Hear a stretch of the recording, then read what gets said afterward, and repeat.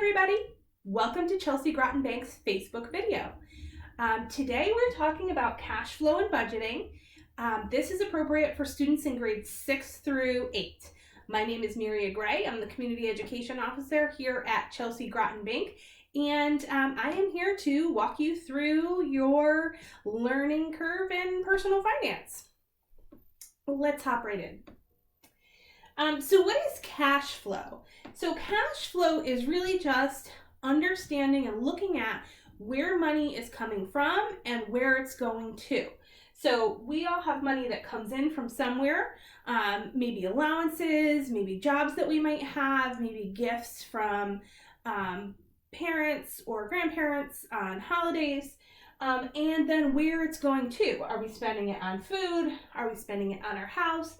Are we spending it on our car? It's really just taking a look at where money's coming from and where money's going to. So, how do some people arrive at a positive cash flow, and how will this affect them?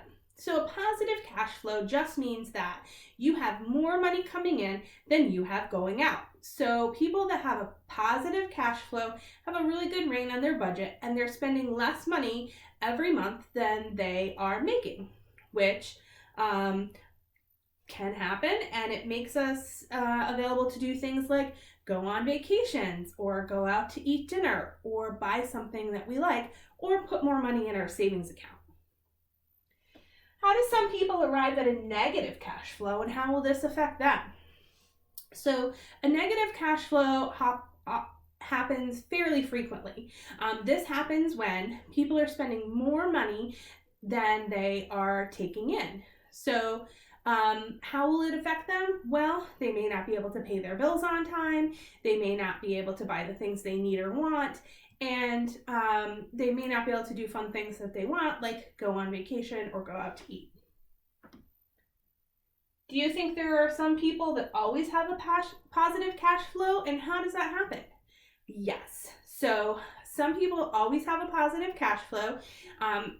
If they're making enough money and they're not spending very much money, it's going to always be in the positive. People achieve this by really understanding what their budget is. They really know how much money is coming in, and they definitely know how much money is going out. What do you think it means to have a balanced cash flow? Is it possible, and how? So it's absolutely possible to have a balanced cash flow. That just means that that you have the same amount of money coming in as going out, right? So like a balance beat, it's equal. So how is it possible? So even if people have a positive cash flow, the money that is coming in that's extra can be put out someplace else, like paying for a trip or deposited into a savings account for a different expense later on in the future. And people really, in order to have a balanced cash flow, really need to work on their budget so they know what's coming in, they know where the money's going out to, and they know how much they will have left over at the end of the month. Knowing that number helps you determine where that leftover amount can go, and that really is what makes you have a balanced cash flow. So why does it matter? Because 19% of Americans in the United States report that they have more money going out than they have coming in this past year. And that doesn't include things like buying a house or a car or things like that, while 26% reported having medical bills that were past due.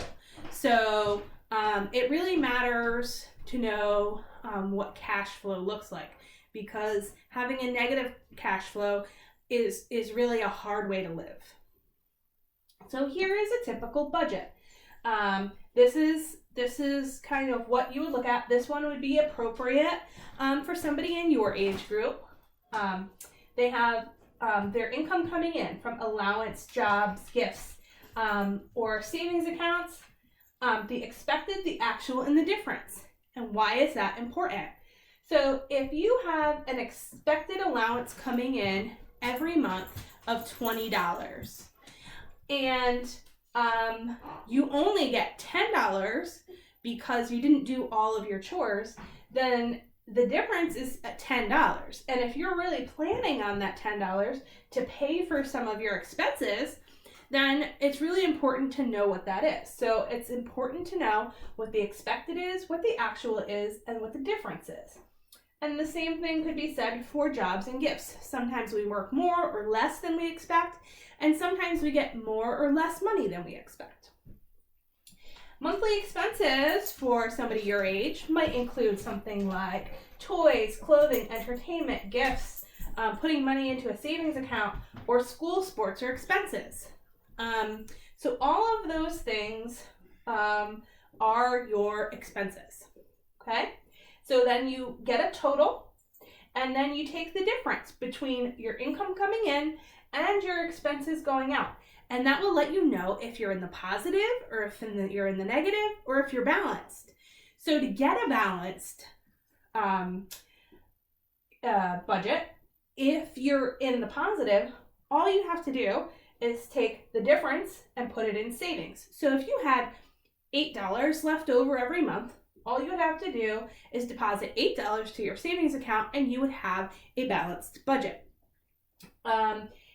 If you are in the negative, you might have to look at where your monthly expenses are going. So if you had expected $20 coming in, but you actually only had $10 coming in, and you had wanted to buy $10 on toys and $10 on school and sports expenses, you might have to decide which is more important to you, buying a toy or doing your sports at school. So eliminating one of those things from your budget would then make you have a balanced budget. It's much easier for people your age to be able to eliminate things from their budget than it is when you become an adult. So learn now so that when you're older, it becomes an easy process for you. Do you have any questions? We'd love to hear about them. Drop them in the comments below and we're happy to get back to you. Have a great day and we'll see you tomorrow. Bye-bye.